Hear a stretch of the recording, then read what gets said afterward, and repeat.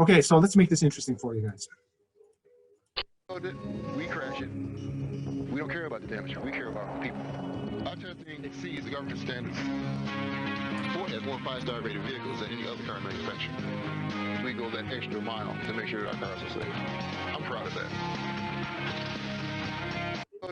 We crash it. We don't care about the damage. We care about people. All right, they don't care about the damage. They care about the people. But look at the damage, guys. This car is totaled. This car is totaled at 40 miles per hour. You're done with this car at 40 miles per hour. This is an average texting speed. This is a fast parking lot speed. You simply do not see the building coming. And then you're done with this car. You cannot be expected to pay attention 100% of the time, and small, simple mistake just costs you a car under the circumstances. Why do they make these cars so crushable? Why not go back to the good old times and then make these cars virtually indestructible and put the safety on the inside? Because the car, part of the advantage of a car crumpling like that is it absorbs much of the impact forces, and they're not translated then into the person. As the front of the car crumples, it slows the person down more gradually than if it came to an abrupt stop, causing them to slam forward. Okay, so here's what I'm hearing. I'll give you 5 points for that one. You're saying that the reason why this happens is because of safety, right? All right, so they make these cars crushable because of your safety. What I'm saying is, hey, I get that. Okay, I get that. Why not put the safety on the inside? Make the outside indestructible. Put the safety on the inside. All right, so which means that you can text and drive if you want to, so it's not a big deal if you're late to work or whatever. If there's a red light stop sign, just go through it. So you're gonna get hit from every which direction. Who cares? Like, get a pillow if you don't like what if you don't want to watch it. If it's gonna make you feel safer, just put the pillow in front of me. Put the safety on the inside. That's what I'm getting at. Why not do it that way? Oof. All right, the reason why they make these cars crushable is because obviously they are trying to, it's because of safety. You guys kind of guessed that correctly. So it's because of safety. Also makes you buy another car so they get more money. It increases the time of the impact. It increases the time of the impact. Increasing momentum. Increasing momentum. All right, both of you guys, I'm going to give you guys 5 points for those comments. All right, moving forward. Its primary reason is safety. Okay, because acceleration can kill. So the question is how? As an example, prolonged exposure to like 7 to 12 G's of acceleration up to a few minutes can kill. G is the same as your own body weight. So being exposed to 7 G's, it's going to feel like 7 times your own body weight. Being exposed to 12 G's, it's going to feel like 12 times your own body weight. So prolonged exposure means anything up to a few minutes can kill. So the question is, how does acceleration kill? Most of you guys naively thinking that if you're exposed to about 7 to 12 G's, it's going to crush you to death. The reality of it is it's not, guys. The way you will die is going to be one of the most pleasant life experiences you will ever have. In fact, if you're not careful, it could be addictive. You're going to feel peaceful. You're going to have an out-of-body experience. And if I keep you there long enough, it can actually kill you. How do I know so much about it?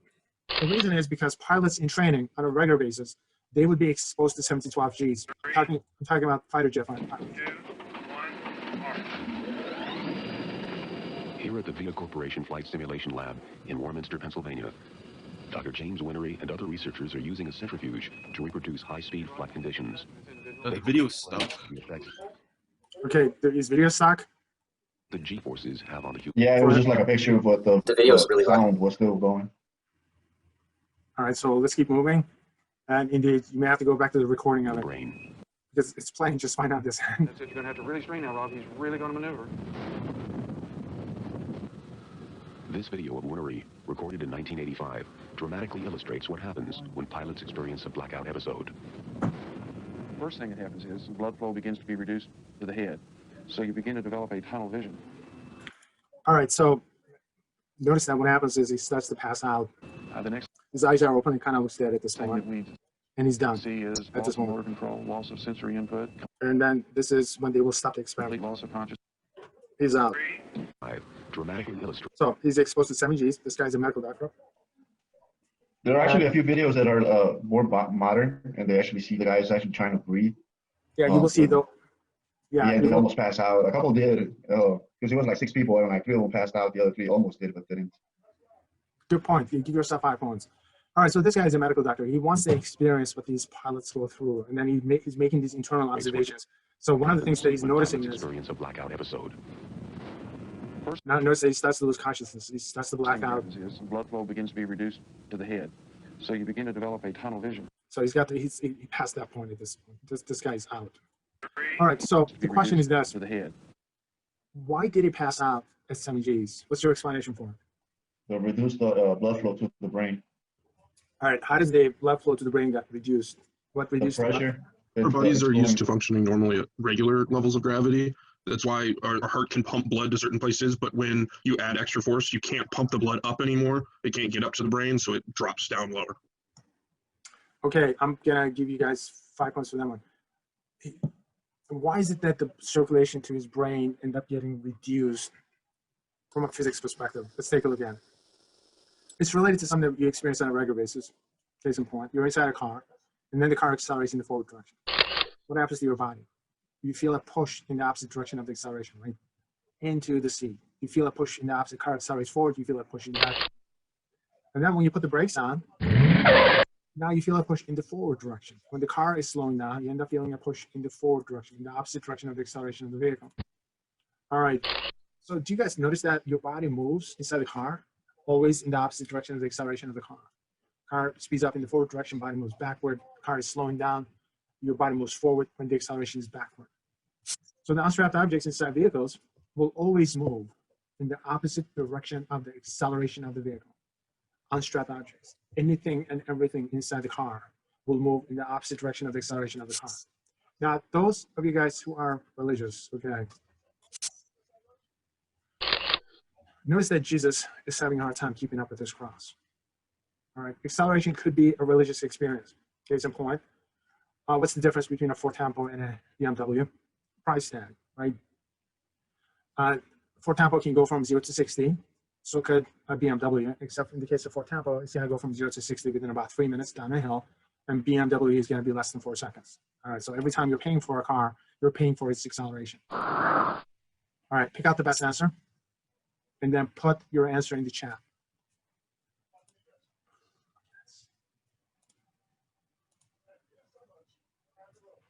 All right, so the best answer is going to be, this is going to be B, right? So those of you guys who pick B, give yourself 3 points. So unstrapped objects will move in the opposite direction of the acceleration, so they will move, if the car is speeding up, they will move backwards. Okay, now we got a slight problem. Okay, let's explain why the pilot in the first place ended up passing out. Imagine that I'm driving my souped-up Ford Tempo in the forward direction, and imagine that this Ford Tempo is capable of accelerating at 7 Gs. All right, so I accelerate in the forward direction, what happens to my body? My body's gonna move in the opposite direction of the acceleration at 7 Gs, right? So what happens to the blood in my body? It's also gonna move in the opposite direction of the acceleration within my body. So what happens to the blood in my brain? It's gonna start to get pushed towards the back of my head, towards the back of my brain. So the blood is gonna start to pull towards the back of my brain. So what happens to the frontal lobes? All right, so blood is gonna get drained away from the frontal portion of the brain. So the lack of blood, lack of oxygen, you will have a blackout. If I keep you there long enough, I may end up killing you. So that's what happens. All right, except there's a slight problem. The problem is none of these pilots, none of them were speeding up. All of them were moving at a constant speed. They were all moving at 65 miles per hour.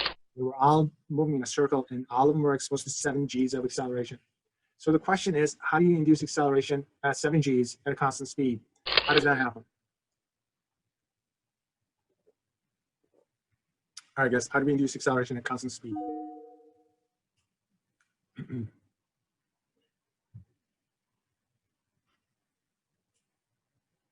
The constant change in direction. All right, so the speed is not changing, but the direction is changing, right? Let's focus on that. So how fast you speed up is acceleration, so it's how fast you slow down. But how about how fast changing direction? All right, I'm gonna give you 5 points for the suggestion. So let's explode. All right, so take a look at the pendulum. When the car accelerates in the forward direction, what happens to the pendulum? It's gonna move in the opposite direction of the acceleration of the vehicle. Boom, so the vehicle is accelerating, the pendulum moves backward. So when you put the brakes on, the pendulum moves forward when the car is slowing down. So it moves in the opposite direction of the acceleration. Okay, what do you suppose is gonna happen to the pendulum if you're driving on a curve, on a circle? Notice that the pendulum moves away from the center of the circle. All right, given the fact that the objects accelerate, unstrapped objects accelerate inside vehicles in the opposite direction of the acceleration of the vehicle, that means that the acceleration has to be directed towards the center of the circle. All right, so this is otherwise known as centripetal acceleration or center-seeking acceleration. Now, the pilot or the medical doctor that you saw inside a centrifuge was sitting inside an upright centrifuge. An upright centrifuge is you're sitting with your back against the wall, so in the upright direction, out of this page, out of the screen that you're looking at.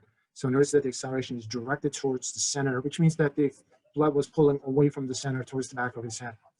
All right, now we got the definition of acceleration. So it's not only how fast you speed up or slow down, it's also how fast you change direction. That's also acceleration. Okay, so let's set up the mathematics for this one, mathematical modeling. Acceleration is how fast the velocity changes in time. So you go from initial to final velocity within this time period while you're accelerating in the forward direction. All right, so the change in velocity over time, you go from initial to the final within that time period. So that's your acceleration, A is acceleration. All right, VO and V are initial to final velocities. Time is going to be your time. T is going to be your time. All right, so numerator is going to be in terms of meters per second. Denominator is going to be seconds. So this is going to be meters per second per second. That's the same as meters per second squared. So that becomes the unit that we got. All right, so that's the basic definition of acceleration. So that's how fast the velocity changes in time. How fast the velocity changes in time. Okay, so for safety reasons, we will express acceleration in terms of g's. Okay, 1g approximately 10 meters per second squared. I say approximately. How many of you guys know what the exact number is? 9.81. Okay, it's 9.8081. Either way, give yourself 5 points for that one. It's going to be that. Okay, so what else? All right, one more thing that we need to discuss. This stuff on the right-hand side, initial velocity, final velocity. Are these average velocities or are these instantaneous velocities? Does anybody know? Average. Okay, so one person said average, give yourself 2 points. Who wants to say instantaneous? All right, so what's changing on the right-hand side? Is it the average velocity or is it the instantaneous velocity, and why?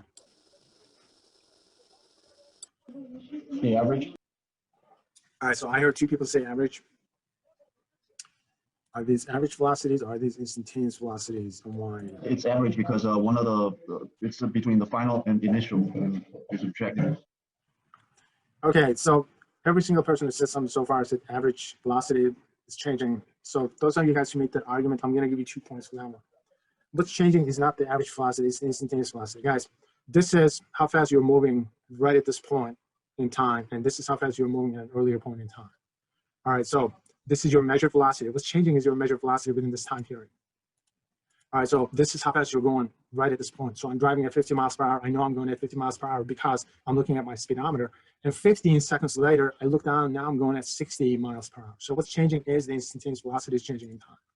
T refers to the time between measurements. All right, so I take my initial measurement here, and this many seconds later, I take another measurement. Okay, so on the right-hand side, what's changing is your measured velocity is changing. So your instantaneous velocity is changing.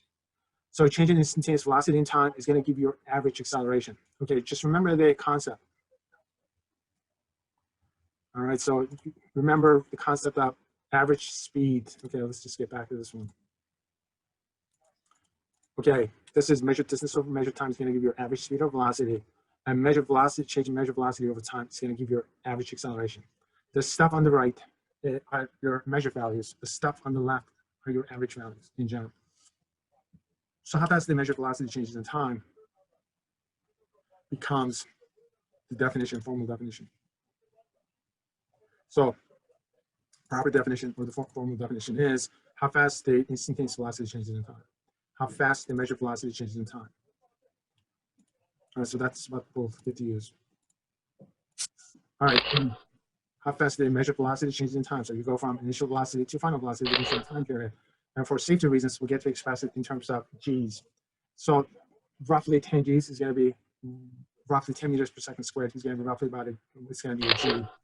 In the United States, we don't really express acceleration by using the British unit system. We usually talk about cars accelerating in commercials, going from 0 to 60 within 5 seconds, 6 seconds, or within about 3 seconds or whatnot. So there's acceleration expressed in terms of miles per hour per second usually. Aside from that, we will always express it for safety reasons when necessary in terms of G's. All right, pick out the best answer and put it in the chat.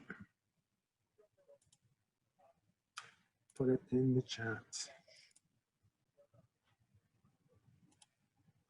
Okay, so MKS unit system, and just about every single person picks C, so give yourself 2 points for that one. C is a good answer, so meters per second squared is the right are still producing All right, let's do a few simple examples. world-beating cars. Their latest, the XKR, is no exception. The 32-valve V8 power plant develops 370 horsepower, capable of propelling this luxury car from 0 to 60 in 5.2 seconds.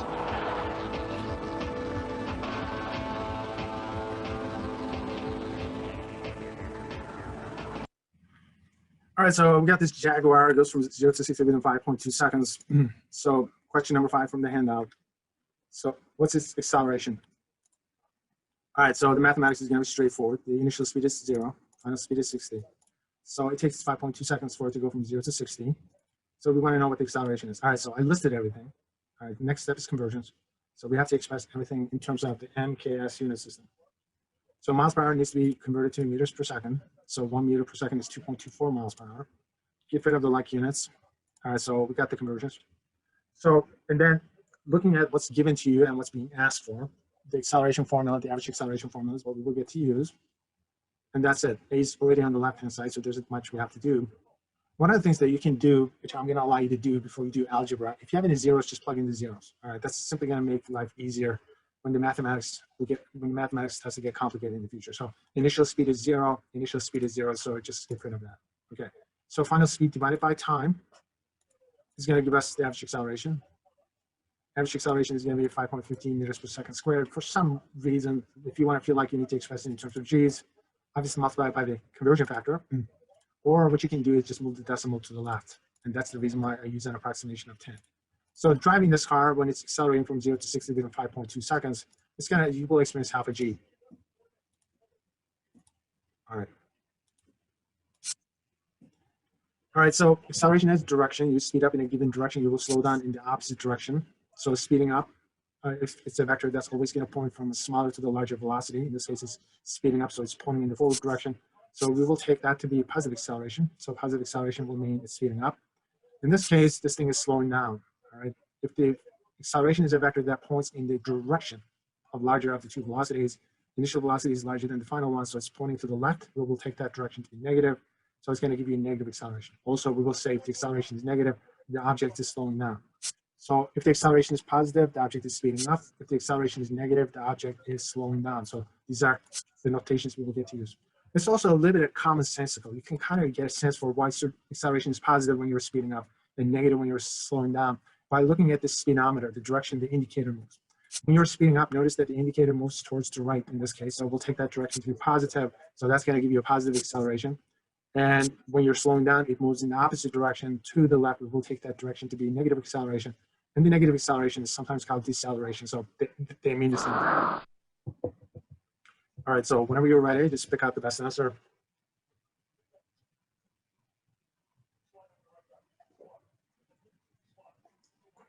Okay, very good. I see a lot of these. All right, so you guys got it. Give yourselves 5 points for this one. Acceleration, only the instantaneous velocity changes in time. Very good. All right. We had people pouring water on the tire as we went around in a circle to measure turning radius. We also had some about the late 1950s, the cars were almost virtually made indestructible. Large pendulums that we would pull cars onto, and by measuring the timing of the pendulum, we could determine the center of gravity of the vehicle.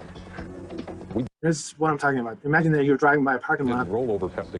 All of a sudden, you realize that a spot opens up vehicles in the parking lot. We had an elevated ramp, and then you roll right into the car up the elevated ramp, and with these old cars, you could do that. Roll over again.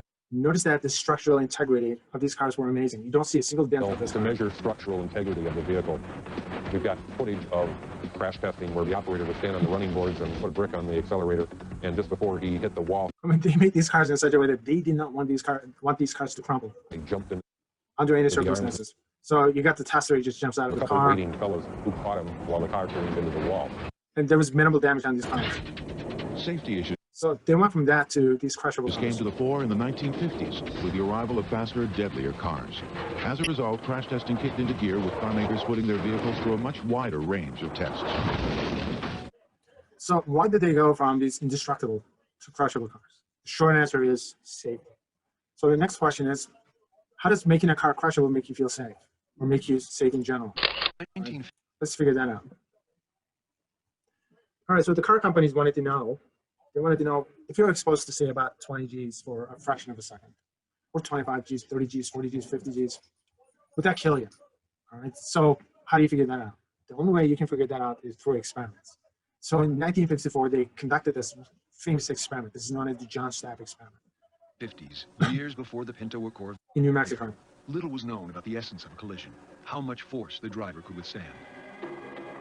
To find out, a seemingly lunatic experiment was carried out in the New Mexico desert by the U.S. Air Force in 1954. Scientist John Stapp strapped himself onto a rocket sled to boldly go where no man had gone before. He started the countdown. 10, 9. Adrenaline comes in and the heart begins to beat a little faster. Then, just as he reaches 0, you get this enormous ram against your back. You feel totally helpless. You're being given the biggest kick that could be delivered.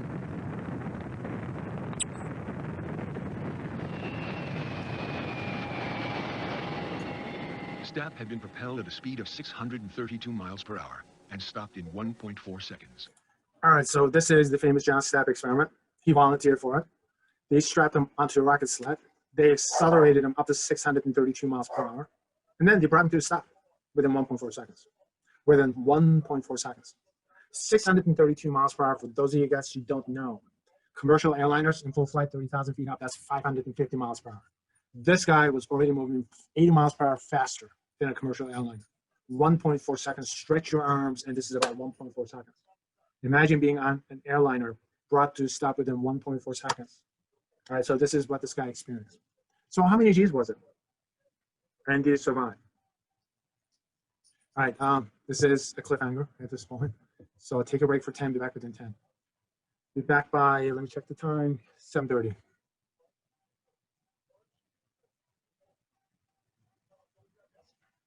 We gotta resume recording, okay. All right, so we are resuming. Miles per hour, meters per second, miles per hour.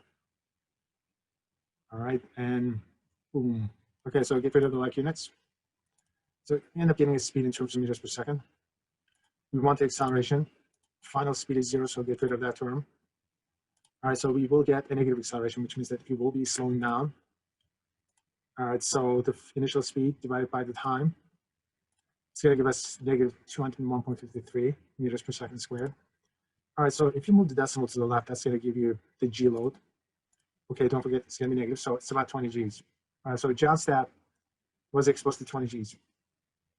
So what happened to him? 1950. Stapp had been propelled at a speed of 632 miles per hour and stopped in 1.4 seconds. No one has ever undergone such a test before or since.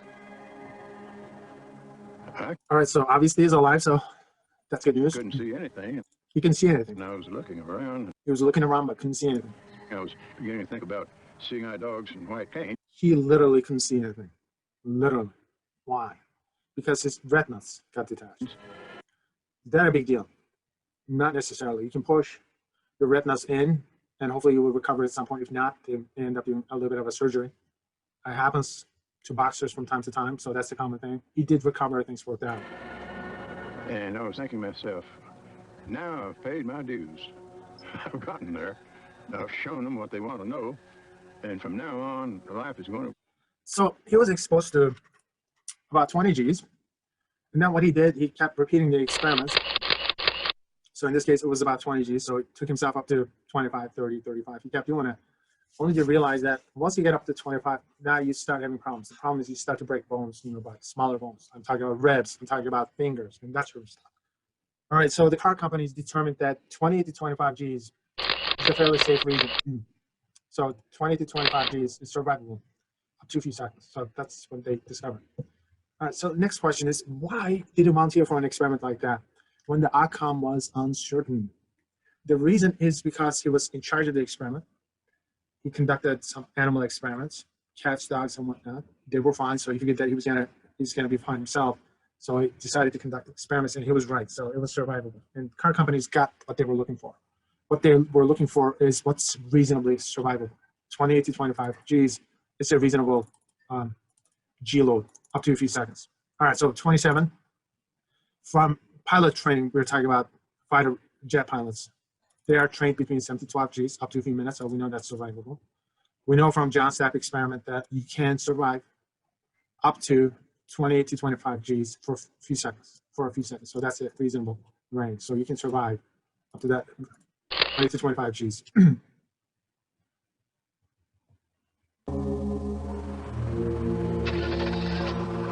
The Mercedes S-Class is one of the biggest and strongest cars in the world. It's also one of the safest. But in Paris, on August 31st, 1997, this car was involved in the most notorious car crash of all time. The Mercedes was carrying 4 passengers, a chauffeur, a bodyguard, the Princess of Wales, and her boyfriend. They were reportedly speeding away from photographers when their car approached a narrow underpass. Professor Murray Mackay is Britain's leading car crash investigator. Using official reports from the French police investigation, he's reconstructed what happened. According to the accident investigators, this is where the accident began. About 20 past midnight, the Mercedes is coming along this road on the left bank of the Seine towards the Alma Bridge. It heads down towards the underpass, and it's estimated at that time it speeds about 70 miles an hour. What happens next is based on the evidence that we have so far. As he comes down into the tunnel, he's faced with a slow-moving Fiat. He steers to the left. Because he's just come over a crest, the steering's light, he probably puts in too much steering, so he's heading towards the center columns. He corrects right, and now he's heading directly for the Fiat Uno. According to police reports, the Mercedes sideswiped the Fiat, but the only damage so far was a broken mirror and a smashed taillight. Was the Fiat just an innocent motorist returning late at night, or was there something more sinister than that? We may never know. The French police have given up the search for that vehicle. What we do know is that at this time in the accident sequence, the actions of the driver of the Mercedes were not those of somebody who was normal and alert. A 106-foot skid mark shows the Mercedes driver pulled the steering wheel back to the left. The car jumped the pavement and smashed head-on into column 13. The car spun around and ended up facing in the direction it had come from. Mackay thinks the Fiat drove by without stopping. Speed, a driver under the influence of alcohol, the unexpected encounter with the Fiat, these all played their part. But you must remember that from the time the car entered the tunnel until it came to rest after the impact, that's only about 2 seconds. Newspapers have talked luridly of speeds of 120 miles an hour, but looking at the damage tells a very different story. It suggests an impact with the pillar of about 60 miles an hour. And we know that the car came to rest about 15 feet from the pillar, spinning out, and that means about 10 miles an hour exit speed from the pillar. So the change in velocity was slightly less than 50 miles an hour. And it's that change in velocity which is crucial in terms of the severity of the crash to which the occupants were exposed. This was a severe but a survivable accident, and what we now need to consider is why did 3 people... He thinks that this was a survivable accident. After the impact. Let's check to see if that's the case. That's only about 2 seconds. Newspapers have talked luridly of speeds of 120 miles an hour, but looking at the damage tells a very different story. It suggests an impact with the pillar of about 60 miles an hour. And we know that the car came to rest. Okay, guys, look at the damage on this car. If you're driving by, do you think anyone in this crash survived the accident? Anyone involved in this crash, do you think anyone survived this accident? 15 feet from... Yes or no? No, that looks total. No, I mean, it wouldn't surprise you that 3 people out of 4 are dead in this car, and there's 1 survivor. That was Princess Diana, right? Yeah, and the survivor barely survived. Yeah, this is Princess Diana. This happened, what, like 24 years ago, I think? The pillar. And only as of yesterday, I think 24 years, that's what I'm guessing. Okay. Yeah, I mean, it doesn't surprise you that you're thinking, no, this can't be survivable. You got 4 people inside the car, 3 dead, 1 survived and barely survived. Look at the damage on this car. That means about 10 miles an hour exit speed from the pillar. There's no way you can survive something like After that. the impact, When you see the crash. 60 miles an hour. And we know that... All right. There's no way you can survive something like that. So it said there was only 1 person that survived. Who survived? All right, just the only person that survived is the bodyguard. Okay, so I'll give you 5 points for that one. All right, so it doesn't really surprise you that only even 1 single person surviving is you're thinking that's a miracle. In reality, reality of it is when I drive by, when I see something like this, my perspective is completely different from your perspective. The only thing you have is your common sense. And unfortunately, the common sense is no substitute for education. When I look at this, I say, oh, this is 100% survivable. And I'm rather surprised that there are 3 people dead in this car. All right, this car did its job. This is actually very survivable. The car is designed so that you can survive something like this. All right, so let me tell you why this is very survivable. A couple of things that you need to know. Number 1, you need to know the initial impact speed. You need to know the final impact speed. And then those are just estimates, and you need to have an estimated impact. These experts did their job. So they kind of came up with a final initial impact speed to final impact speed. Estimated impact time is something which is built into the car, as you will find out. But looking at the damage tells a very different story. It suggests an impact with the pillar. By looking at the damage, you can kind of gather what the initial impact speed was, okay? And then they get that from tests usually. So initial impact speed is about 60 miles per Of hour. about 60 miles an hour. And then right after the impact, the car bounces and then it just rotates a little bit and stops at like maybe about 5-10 yards away from the impact point. So from that, they can figure out that the final impact speed was about 10 miles We per hour. know that the car came to rest about 15 feet from the pillar. All right, so that's about 10 miles per hour. Spinning out, and that means about 10 miles an hour. Now you got the change in velocity. It's 50 miles per hour. That's your change in velocity. Exit speed from So if you just knew the impact time, now you would have a really good idea what the acceleration of the car the pillar. was. All right, so where did we get that impact time from? As you get that impact time from the crumple zone. It's about 1/10 of a second. It's the engine compartment, zero crumple zone. All right, at 40 to 50 miles per hour, impact time should be about 1/10 of a second. It's by design. They let the car crumple. The crumpling at this speed takes about 1/10 of a second. It's by design. It's built into the car itself. Notice that the car's acceleration is about 22 Gs. Now, 22 Gs, is that survivable? Absolutely it is. How do we know that? Because John Stapp survived something like this for, yeah, you know John Stapp survived something like this for a duration that's actually 14 times longer than this one is. If that guy could survive this for 1.4 seconds, anyone can survive this within 1/10 of a second. All right, so this duration is 14 times smaller than what John Stapp was able to experience. And remember, the cars are designed, the crumple zones are designed so that you're experiencing about 20 to 25 Gs at 40 to 50 miles per hour. So it's on purpose.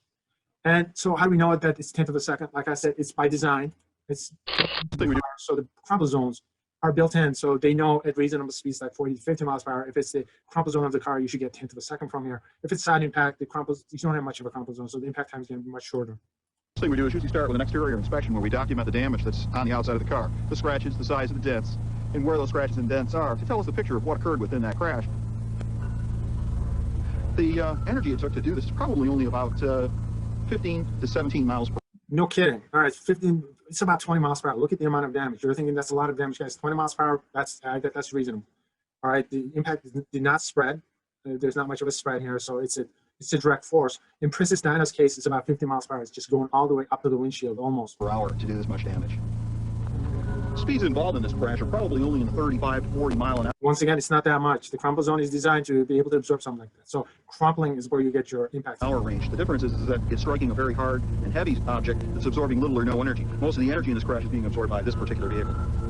What's interesting about this is as the force is being applied this way, the unbelted occupants inside this vehicle are moving sideways up against the interior components. And so they're moving in the opposite direction of the acceleration. You see how it's bulged the actual passenger compartment out. So which means that there's a tremendous amount of force acting on the side of the vehicle from the inside. From loading as a result of not being belted inside the car. All right, so I mean, the stuff that the numbers that he's giving us are the numbers that they generated through experiments, obviously. Strangely, Princess Diana sitting well. So the thing that doesn't make sense is the acceleration of the car was survivable. All right, so the car's acceleration was within survivable range, let's say 20 to 25 Gs. Yet you have 4 people inside the car, 3 of them are dead, and 1 survived and barely survived. So how's that possible? I am in the right rear, had the best chance of survival because the impact was concentrated on the left front of the car.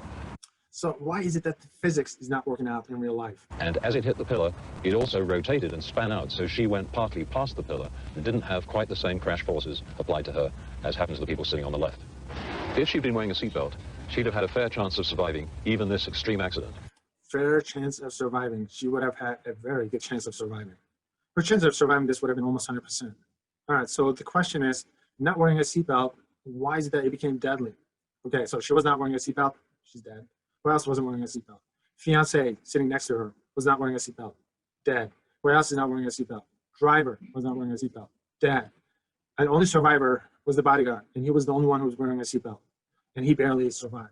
Why barely? The reason why the guy barely survived is because Princess Diana launched forward, hit the back of the front seat, breaking the back of the front seat, but where the bodyguard was seated. So he launches forward, smashes his face against the dashboard, and he passes out immediately. The guy has no recollection whatsoever what happened to him. To this day, he does not remember anything leading up to the accident, and obviously what happened after the accident. This guy was in a coma for days, I think for weeks. Unbelted, she was thrown forward to strike the back of the front passenger seat, the door pillar, and then was tossed around after the main accident took place and the vehicle span out. All right, so why does it matter that you have to wear a seatbelt? What's the reason for it? Guys, the reason why you have to wear a seatbelt is because if you're attached to the car, your acceleration is the same as the cars. All right, the cars are designed so that they try to give you a reasonable acceleration because they crumple. All right, and as a result, they want to make sure that you can survive the impact, so they will keep the acceleration within a reasonable range, which is 20 to 25 Gs. If you're not wearing a seatbelt, you're on your own. You're going to end up hitting the first thing in front of you. If it's the dashboard, it could be the dashboard. It's not going to give that much. Yeah, it's going to bend a little bit. It's going to give a little bit, just like this. Seatbelt is going to do that. You can be ejected from the car. And or if you're a backseat passenger, you're going to end up hitting the back of the front seat. All right, so it's going to feel like a pillow regardless. Your impact time is going to be much shorter than the cars. In fact, in the worst case scenario, you end up hitting the steering wheel or the dashboard. It's going to be hundredth of a second. All right, now look at the numbers. The change in velocity is going to be the same as the car. So your change in velocity is going to be 50 miles per hour, except your impact time is much shorter. Hundredth of a second is going to give you over 200 Gs. That's what it is. All right, 200 Gs, is that survivable? Well, you're taking a chance at that point. Obviously, the survivable range is easily survivable ranges, considered to be 20 to 25 Gs without any broken bones. 200 Gs, now you're on your own. With the seatbelt, it's 22 Gs. Without the seatbelt, it's going to be over 200 Gs. So that's what If she'd been the odd part of it wearing a is, seatbelt, she'd have had a fair chance. up until 5 or 6 years ago, in this state, the state of Illinois, you did not have to wear a seatbelt if you were a backseat passenger. You did. I used to foam around the mouth. All right, because the geniuses, these are the lawmakers, most of them have law degrees. They decided that, hey, if you are a backseat passenger, what's the worst that can happen? You're going to move forward, hit the back of the front seat, and notice that the back of the front seat feels like a pillow. Nothing feels like a pillow would ever kill you as far as these guys are concerned. Hence the reason why pillow fight in every single state is legal. It's not a big deal. What these guys didn't realize, it's not that simple. You go forward, and now watch this in slow motion. This is an extra slow motion. Now, as this car is coming to a stop, all right, it's going to take 1/10 of a second for this car to come to a complete stop. Now, the dummy goes forward. Even this extreme accident. Makes contact with the back of the front seat. But within that 1/10 of a second time unbelted, she was thrown forward to strike the back of the front passenger seat, the door pillar, and then makes contact, and then now she's going to get, the dummy is going to get thrown back. tossed around. This impact time is much shorter than that impact time, all right? The car's impact time is 1/10 of a second. This is more like 100th of a second. On top of that, this person is changing direction, so that also adds on to the acceleration. After the main accident took place and the vehicle span out. It's over 200 Gs.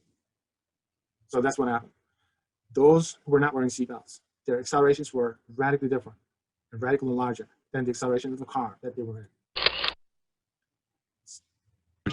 So what are the magic numbers? All right, let's get above 25 and let's explore what can kill and what's survivable. Around 25 Gs, 27 Gs, yeah, you're going to start to break smaller bones, and then what happens? To jump the Snake River Canyon. All right, when you hit about 30 to 35 Gs, all right, blood moving in the opposite direction of the acceleration is going to rip through your veins and capillaries. All right, so it could be, you're talking about bruising. In a jet-powered rocket, as he left the takeoff ramp, disaster struck. The parachute malfunctioned. The engineer made a mistake. He almost killed me. I waited 7 years to jump that canyon, and that parachute blew out prematurely. There was so much G-force, so much blast load, so much power when I hit that fire button that it just blew everything to pieces that was attached to the rocket, and it just came off the back of it and right onto the launch pad. The G-load is a tremendous force on you. I blacked out immediately. It's where all the blood leaves your nose and your eyes and your head and goes down into your stomach and your chest. Then when that parachute opened, I had a red out. All the blood came back, right out my mouth, my nose, my eyes, and my ears. So they thought I was hurt. But I really wasn't that badly hurt because I just... All right, this guy is Evel Knievel. All right, so he was a daredevil. He's no longer alive. So he's just talking about his experience. So all of a sudden, the acceleration is so large when the parachute opens up, he starts to bleed from the face, and people mistakenly thought that he was in pain. No, he didn't feel any pain. Blood was just gushing out of his nose, his ears, and whatnot, and it looked really nasty.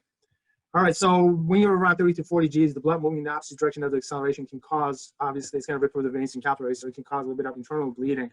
But the biggest problem is once you're over 50 to 60 Gs, now you got problems. The blood moving in the opposite direction of the motion of your body can actually rip through your arteries. So if that's the case, you're looking at some massive, massive internal bleeding.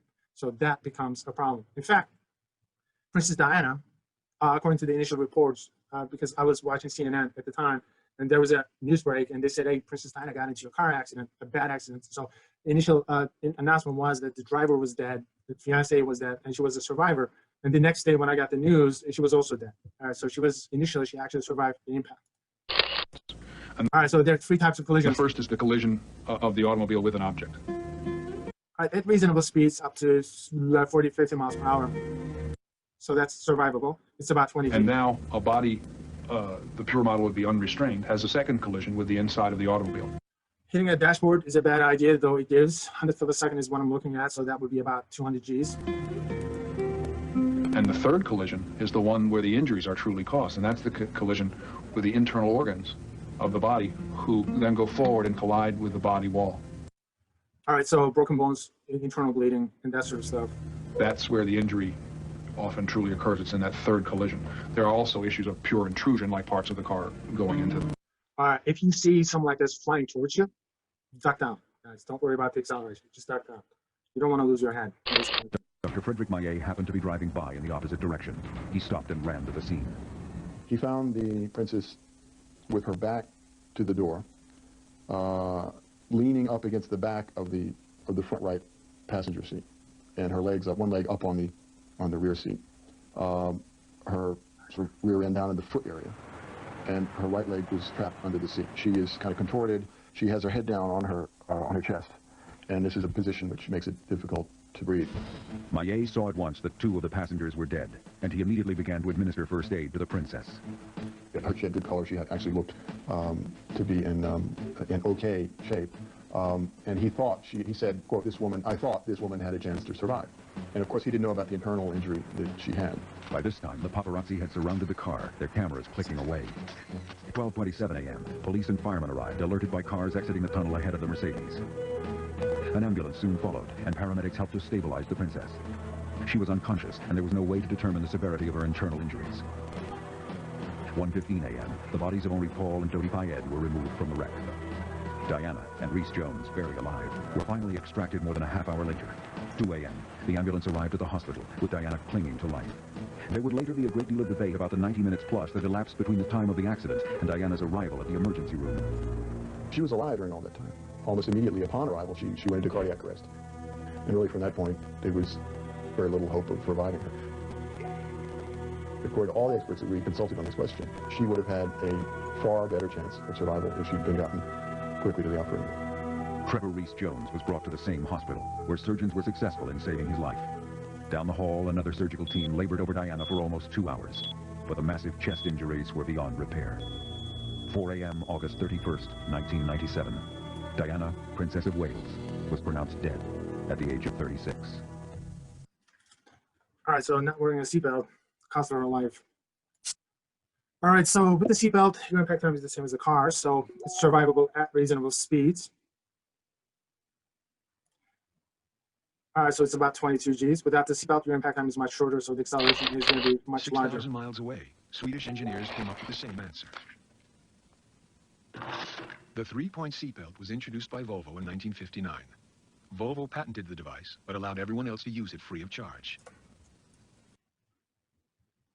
All right, so pick out the best answer and put it on the side.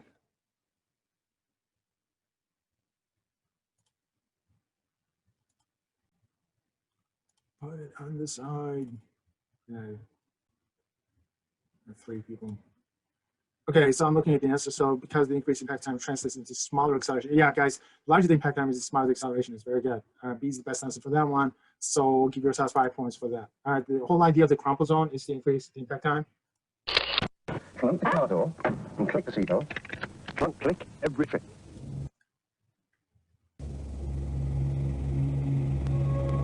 American drivers would prove harder to win over. In the late 60s, only 1 in 20 bothered to wear a seatbelt. Millions were spent trying to persuade them, to no avail. What's the first thing that goes through your mind to head on if you're not wearing a safety belt? The steering wheel. All in favor of wearing safety belts. Raise your hand. You could learn a lot from a dummy. Buckle your safety belt. All right, so a lot of people decide not to learn a lot from a dummy. It's kind of like the COVID pandemic right now. People who don't want to wear masks, they don't wear masks, and people who didn't want to wear seatbelts, they didn't wear seatbelts. Really, almost for various reasons. nobody I know wears seatbelts. That's true. I find it inconvenient. I don't see where you need them, really, you know, to drive carefully. I don't like to feel so tied down. Mostly they're pain in it. All right, a lot of people have a lot of reasons, and then so what happened, they passed laws requiring people to wear seatbelts. How well do they work then? Welcome back to Headline News Tonight. The government is looking for ways to make our roads safer. 2002 was the deadliest year in a decade for drivers. Nearly 43,000 people were killed in car accidents last year. A federal report says that in more than half of the deadly crashes, victims weren't wearing seatbelts. And the report finds alcohol played a role in more than 40% of the deaths. Officials say there may be a need for tougher state laws and better enforcement. All right, so this is from 2002. About 40,000 people died that year because of traffic accidents, and half the people were not wearing seatbelts. So a couple of things to talk about. This is news from 18 years ago, guys. Numbers are about the same. About 40,000 people per year still die of car accidents. 40,000 still die of car accidents. And back then, nearly half the people were not wearing seatbelts. I get that. That's not, I don't have a problem with that. You're not wearing a seatbelt, you're taking a chance, you die from it, that's your life, that's your choice. The only thing that I have a problem is, why would you die if you're wearing a seatbelt? That's the one I have a problem with. All right, guys, life is not like Disney. As far as Disney is concerned, you do the right thing, things work out. Here, you're doing the right thing. You're still dying. I don't think it's fair. So the question is, why would you die if you're doing the right thing? You're wearing your seatbelt and you're still dying. Explain that.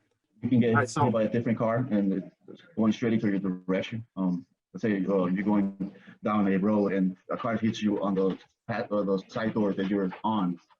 Okay, I'm going to give you 5 points. Side impact collisions, seatbelts are not going to help you that much. Very good. What else? Stray flying objects. Flying objects, absolutely. If you're wearing a seatbelt, you're a target. Yeah, you got no place to go. If something coming towards you, you're stuck. What else? You're stuck 5 points. What else? What else? What else can you guys think of? There have been some cases where people were hit by items, not only like pieces of cars, but within the vehicle itself, things not tied down, go flying around, and they'll hit you. So not only you be tied down, but your stuff. Your top 5 points. That's it. That's a really case in point. Let me tell you guys something. My brother is a businessman. Okay, he's got very little to no understanding of physics. So I mean, back when you were allowed to be a backseat passenger without a seatbelt, so he would be visiting from Connecticut, and he would say, "Okay, I'm just gonna sit in the back. Don't worry about me, because I don't want to wear a seatbelt." I would say, "Well, if that's the case, I would say, just why don't you just go get a cat or something? Because I'm not gonna let you not wear a seatbelt in this car, out of the question." And I would say, no, don't worry about me. I would say, no one really cares for you, man. It's you get into a car accident, what's going to happen? He's going to be flying all over the place. Potentially, he can kill me. That sort of stuff is very, very dangerous. At the time, I had a dog. I still have a dog. At the time, I had a different dog. When I say dog, it just feels like I'm lying because that's a beagle, guys. Beagles is like a compromise between a real dog and a stuffed animal. And it was about 20 pounds. Even he had his own seatbelt. The reason is because that thing flying around, it can hit you, and then he has enough of a force that can actually snap your neck. That sort of stuff is dangerous. 20 Gs, 30 Gs, 40 Gs, 50 Gs, that's large enough to actually snap your neck. So hence the reason why everything inside the vehicle, all the massive objects, like the living things or the heavy things, they need to be strapped down for your own safety. All right, so that's important. What else? The other thing that I'm gonna say is speeding. Oh my God. I mean, you end up getting that 1/10 of a second impact time at 40 to 50 miles per hour. And where do you get it from? You get it from the crumple zone. You get it from the crumpling of the car. The car can only crumple so much. All right, I had one student, an older adult student, and she was probably in her 40s or 50s. And this is like 20 years ago. She said, "Ken, I would never, under any circumstances, would wear a seatbelt." I said, "Why not?"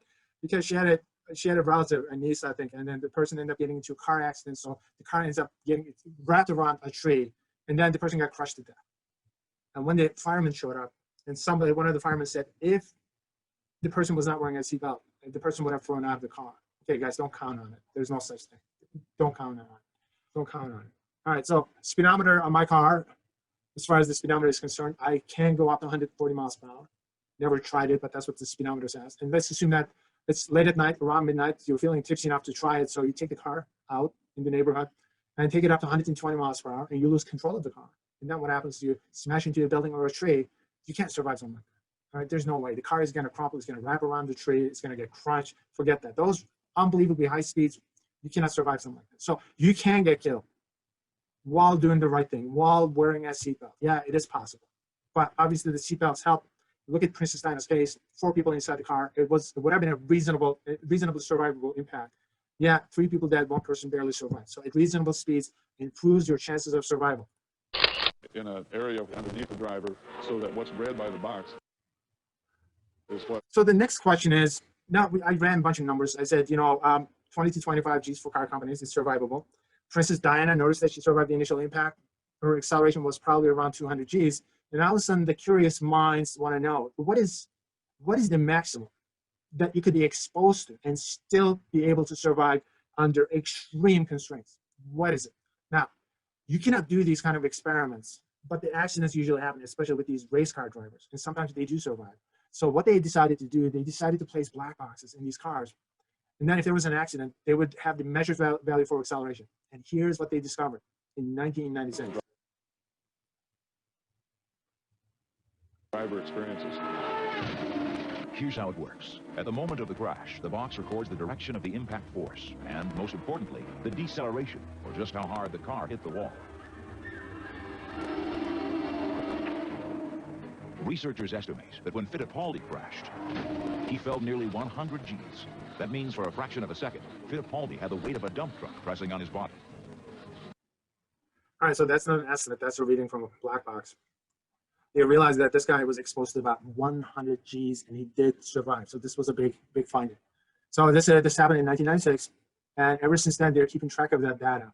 And then I used to follow it because I used to correspond with the impact physicists. Now I find that stuff on Wikipedia. All right, so the numbers are up to 146. It's about 140 Gs. So you can be exposed to all the way up to 140 Gs. So between 100 to 140 Gs for a fraction of a second. And under extreme constraints, it can be survivable. Initial impact could be survivable. All right, you may still bleed to death and that sort of stuff, but the initial impact can be survivable. So 20 to 25 Gs up to a few seconds. So we know that to be correct from John Stapp experiment. We also know from these race car collisions, accidents, that you can survive between 100 to 140 Gs for a fraction of a second. And that's where the impact physics remains right now. World. All right, now let's move on to real life. In shock and they are mourning the death of Dale Earnhardt Sr. at the age of 49. The accident that claimed his life yesterday occurred, as you said, on the final lap of the Daytona 500, the biggest race in stock car racing. Earnhardt in his legendary number 3 black Chevy was packed in a crowd when he was suddenly clipped by another car, apparently lost control and hit a retaining wall at close to 200 miles an hour. This you see now is the view from a camera inside of Earnhardt's car at the time of that accident. He was taken afterward to a local hospital, but doctors said that he had no vital signs. He probably died instantly in that crash. Okay, so when I saw that, shock and they are mourning the death. I was rather surprised. Dale Earnhardt Sr. stock car racing car apparently lost. Number 3 black Chevy was packed. Biggest race in stock occurred, as you said, on the final. I was surprised that crash killed him. Lap of the Daytona. All right, so why was I surprised, and how did he die? All right, so both of them. I mean, the fact that he died was surprising, and the way he died is also really, really surprising. He didn't have to die, and this was a very survivable crash, but he didn't, obviously. So why do I think that? Stock car racing. Earnhardt in his legendary number 3 black Chevy was packed in a crowd when he was suddenly clipped by another car, apparently lost control and hit a retaining wall at close to 200 miles an hour. This you see now is the view from a camera inside of Earnhardt's car at the time of that accident. He was taken afterward to a local hospital, but doctors said that he had no vital signs. He probably died instantly in that crash. Okay, so number one, he wasn't going at 200 miles per hour. He was going at 158 miles per hour. And I've done the computations. His car's acceleration was about 70 Gs. 70 Gs, guys. 70 Gs. Under extreme constraints, you should be able to survive up to 140 Gs, so that's half the number. So why then did he have to die? What happened to him? What happened to him was, yeah, go ahead. Was there a longer impact time? All right, give yourself 2 points. So what happened to him was he experienced something called internal decapitation, which means that his neck got severed. The reason why that happened is because your head becomes 70 times heavier, and the muscles and the bones are not strong enough to actually keep your head in place. So it's almost like what the hanging victims usually suffer. So what happened is his neck simply snapped. Now, a year after the icon Earnhardt's death, the only official reminder of him is a statue well away from Daytona's oval. And inside, most fans cannot see the changes that resulted from his passing. Every driver must strap into a head and neck restraint. When Earnhardt hit the wall at 158 miles an hour, breaking the base of his skull, only 6 drivers used them. Basically, the driver's head is locked down. During this crash Friday, the drivers hardly moved as they slammed into each other. Earnhardt called the head restraint a noose. Winston Cup qualifier Ryan Newman says everyone is now used to it. If he had the head and neck restraint, he would have been okay. The fact that he didn't have it is the reason why he died. So only under extreme constraints you can survive something. But in the 1950s, few knew how far the American car had to go to reach today's standards of safety. This is a 1956 Buick made by General Motors, and this is just like a car that my family owned in the 1950s. Let me show you some of the real safety hazards in this car, and this was typical of tens of millions of cars produced throughout the 1950s. First of all, the steering column is just like a harpoon. It'll ram into your chest, and to further aggravate that problem, look at the knife-like blades of the steering wheel that also will serve to cut into your chest and your neck and your face in a frontal crash. Remember, the car had no seatbelts, so invariably you're going to go forward in a frontal crash, and this was lethal. Also, the ignition switch, the key that goes into that, typically would slice into a driver's kneecap, would shatter the kneecap. Very lethal. Many other knobs and protrusions in the car would also puncture holes in people in frontal crashes. This padded instrument panel at least was a token recognition that safety was important, but beneath the very thin padding was a rigid metal edge, and that would do the damage. So it was a feeble effort at best. The rear view mirror is another wonderful design of the 50s. In a frontal crash, you would go forward, break the mirror, leaving a rigid metal spike rigidly attached, and it would split your skull open and you'd die. The instrument panel also had a glove box door that would often pop open in a crash and serve as a guillotine, a knife-like edge that would slice into a child's neck. All of these features were found in just about all the cars of the 50s. The hazards were unintentional, the field of safety largely unexplored. Yeah, so the 1950s cars were not built with safety in mind. In fact, you don't have a lot of crushable materials on the inside. If you were to hit something inside the car, like the dashboard or whatnot, it would be almost like hitting concrete. It would be virtually 1920 and 1965. The auto fatality. It's important. Even if you were to wear a seatbelt, do you think it's going to help? In these 1950s cars? Obviously not. Was in 1955, from the viewpoint of the other driver. The accident again, from Dean's viewpoint. The scientists say if Dean had been speeding, his car couldn't have ended up where it did. He was traveling, they say, at only 55 miles per hour. The other... All right, it's almost like the Princess Diana's accident. Cut across in front of Dean.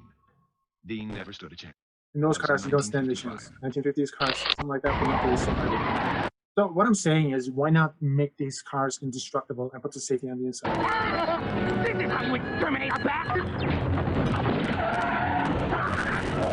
This is Karen Boyd from OnStar. I got a signal your airbag went off. Should I send for an ambulance? Everything's fine. Send the police report to me. I'll contact them right away. So why not do it that way, like the Batman did? You'll never learn. Put the safety on the inside. Why not do it that way? All right, so what would happen if your car is made indestructible? All right, so acceleration is changing velocity, so your velocity is going to go from initial to a final within this time period. So that's your acceleration. So what would happen if your impact time, if you make the car indestructible, in essence, what's happening is your impact time is going to be very short. What that means is this time is going to go to 0. So any number divided by 0, what would you get? Undefined. It's going to be undefined. Okay, so why is it undefined? The reason why it's undefined is because number would be infinitely large. All right, so infinity is not something that you can define numerically, so that would be undefined. So if your car is made indestructible, your impact time would be infinitely small, almost. So your acceleration would be nearly infinitely large. So that's not survivable. So if that's the case, why is it that the car companies would not build indestructible cars? Obviously, it would not be survivable. I get that. So my question is, make the car itself indestructible and put the safety on the inside. All right, so what kind of safety am I talking about? I'm talking about airbags, for God's sake. Put the airbags on the inside. So what will the airbags do for you? All right, so 0 impact time or near 0 impact time is going to give you nearly infinite acceleration. So they know it's not survivable. So why not put airbags? What will the airbag do for you? Number one, airbag is going to give you an impact time which is about a second long. Take a look at Princess Diana's accident. Change of velocity is 50 miles per hour. But then airbag, guys, it would have been very survivable. I mean, you're looking at 2 Gs. You're looking at 2 Gs. That's survivable. All right, but just with the seatbelts, it's about 22 Gs. And without anything, obviously, it's over 200 Gs. So if you don't have a seatbelt, if you have an airbag, forget it. You're on Miraculous. But the problem is, when do you get to deploy Miraculously, the problem. All right, so deployment time is important. Imagine the new wonder. Some even imagined it on airplanes. All right, that's kind of awkward. It almost looks like a Viagra commercial. All right, guys, the airbag needs to be deployed within the impact time. All right, normally, when you have a car, your impact time is going to be 10th of a second. So within that 10th of a second, you have to deploy the airbag. If you don't have an impact time, you don't have time to deploy the airbag. It's not going to happen. So you have to anticipate. You may have to have smart cars, in the sense that cars which have artificial intelligent connected sensors, all right, and they should anticipate the impact, and they should just deploy the airbag just before impact. What if their anticipation is wrong? And all of a sudden, out of nowhere, the airbags will deploy. As a result, what happens? You will pass out, you'll get into a car accident, and God knows what happens. Okay, so if you have an indestructible car, what you need for you to be able to survive something like that, The miracle all right, you need to have deployed airbags. You have to actually get into the car. is the airbag. Okay, that's the only way it's going to work out. This one. All right, speaking of artificial intelligence-based sensors and that sort of stuff, okay, instead we have smart cars. Invention seemed ideal. Smart cars have very small crumple zones, okay? And the crumple zones are there. It's going to give you large enough impact time to deploy the airbag. And that's what they do. The smart cars. Whether or not the driver wore the seatbelt, the bag. All right, so the car companies will not build indestructible cars, because if your car is indestructible, you're not going to have enough time to deploy the airbag. So that's what happens. Now, collision by collision. The side impact collisions are the deadliest. In fact, 1/3 of the deadliest accidents happen because of the side impact collision. I guess we're getting a lot of static because of the connection right now. But there isn't much I could do to fix it. But when you guys are watching this, after it's edited, static is not going to be there for some reason. The recording, it doesn't show up. When I'm transmitting it, you got this static. All right, so side impact collisions, collision by collision, side impact collisions are the deadliest. A $22,000 Toyota Sienna minivan. This test represents the most deadly crash scenario on the road today. A side impact collision. Crash for crash, this is the most violent, the most likely to cause a fatality. As the head of the National Highway Traffic Safety Administration, Ricardo Martinez oversaw all the government's crash testing programs. And as a former emergency room doctor, Martinez has seen firsthand the deaths and injuries caused by side impact crashes in the real world. And he says, while those types of crashes occur less frequently than frontal crashes, side impact crashes are more severe, last year resulting in more than 10,000 deaths. You're talking about major chest injury, major abdominal injury, and unfortunately major pelvic fractures, all of which mean immobilization, heavy bleeding, loss of breathing, and a very fatal event. Last year, we showed you the results of the first ever government... All right, so side impact collisions tend to be the deadliest. So the question is why? Why are they so deadly? All right, part of the reason why they're so deadly, a big part of it is because you don't have much of a crumple zone on the side. All right, so smaller the crumple zone is, smaller the impact time becomes, and smaller impact time invariably translates into large accelerations.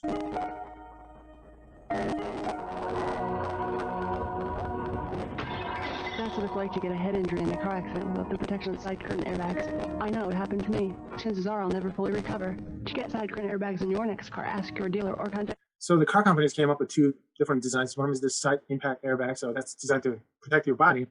And the second one that they came up with is going to protect your head. Those are known as the side curtain airbags. I think just about every single car built after 2016 come with these airbags. And don't let Previously, it happen to you. You have to pay for it. Thank you. So you do have some The head side airbag. impact. To demonstrate their effectiveness, the Insurance Institute ran 2 tests with the same car, one with head protection and one without. The cars are dragged sideways into a pole. The differences are dramatic.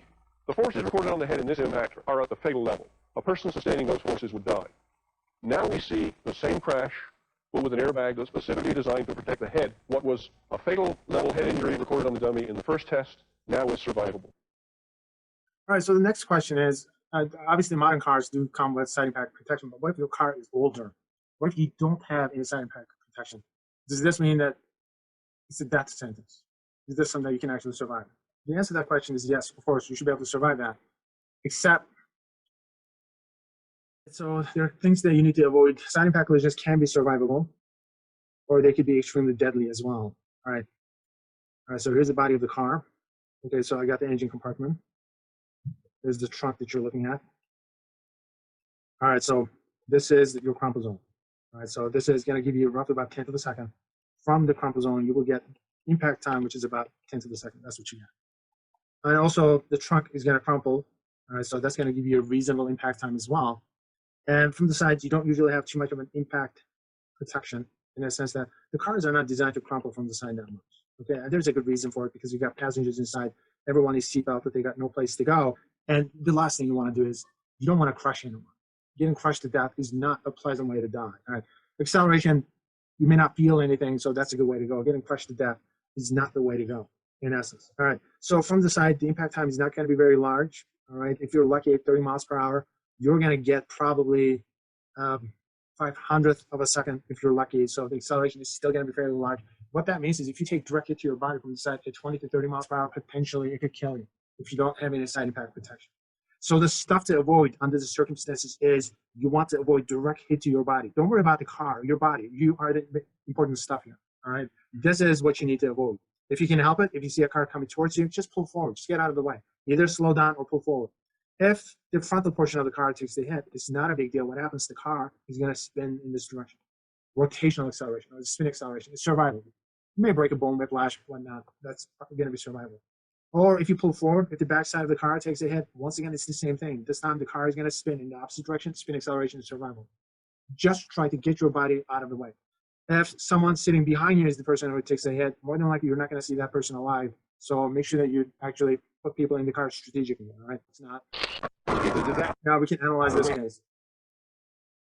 And then it does. Survival or not? What do you guys think? I think it's survivable because it it is survivable. Number one, the person is not taking a direct. Believe it or not, guys, that's a fairly fast speed side impact. All right, the car ended up turning this way.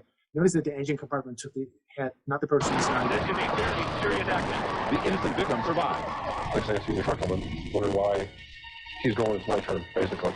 The next thing I know, someone's after me.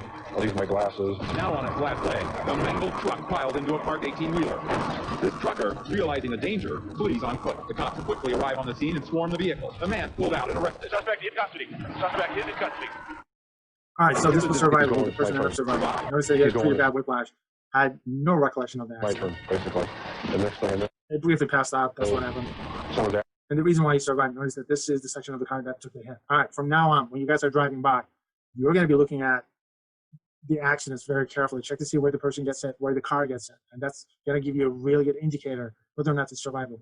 In the worst collisions, you want the crumple zone to be completely smashed. So what happens in the modern designs? The engine compartment is going to get pushed under the vehicle. All right. And this is your crumple zone. You want to crush or crumple that zone as much as possible in order to gain the necessary impact time in order to survive something like that. All right. So ideally, you want cars to be completely totaled so you can survive something. after me. I leave my glasses. Right now you have a pretty good idea. So Princess Diana's car did its job. And the only reason why 3 out of 4 did not survive because the occupants were not wearing their seatbelts. Right? If you're not wearing a seatbelt, there isn't much that you can do. Flat leg, the mangled. All right, so the front impact versus the side impact collisions, the front impact collisions tend to be safer because of the crumple zone. And the crumple zone is going to give you a large enough impact time at reasonable speeds. At reasonable speeds, I'm talking about 40 to 50, maybe up to 60 miles per hour. Side impact collisions are not so because you don't have much of a crumple zone, so impact times tend to be much smaller. So smaller impact time translates into a fairly large acceleration or accelerations. All right, so either try to avoid direct impact to your body or try not to hit someone else directly. Or obviously you need to have the proper side impact protection in your car. So that's sort of stuff only helps.